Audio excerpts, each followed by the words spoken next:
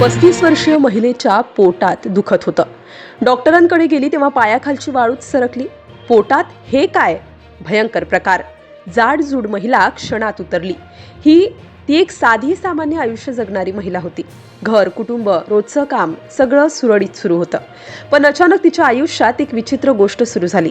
पोटात हलकंसं दुखणं. सुरुवातीला तिनं त्याकडे फारसं लक्ष दिलं नाही. गॅस असेल, ॲसिडिटी असेल असं समजून तिनं दुर्लक्ष केलं. पण हे दुखणं काही थांबत नव्हतं. उलट दिवसेंदिवस वाढतच होतं. ती सध्या साध्या डॉक्टरकडे गेली, औषधं घेतली, थोडा आराम मिळाला, पण पुन्हा तीच वेदना परत आली आणि यावेळी जास्त तीव्र. पोटात एक विचित्र ताण जाणवत होता.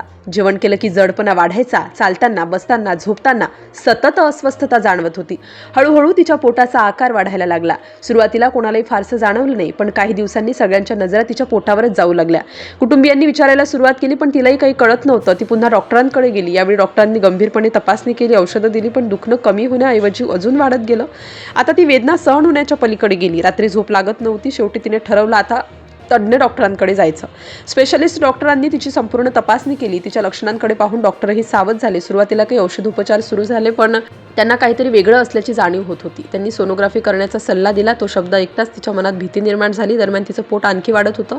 चालणंही अवघड झालं होतं. ती सोनोग्राफीसाठी गेली. मशीनवर पोटाचा आतला भाग दिसू लागला. डॉक्टर शांत झाले. रिपोर्ट येईपर्यंतचा प्रत्येक क्षण तिला जड वाटत होता. शेवटी रिपोर्ट हातात आला आणि तो पाहतानाच तिच्या पायाखालची जमीन सरकली. तिच्या पोटात काहीतरी होतं, पण ते साधं नव्हतं. डॉक्टरांनी स्पष्ट सांगितलं, यासाठी एकच उपाय आहे, शस्त्रक्रिया.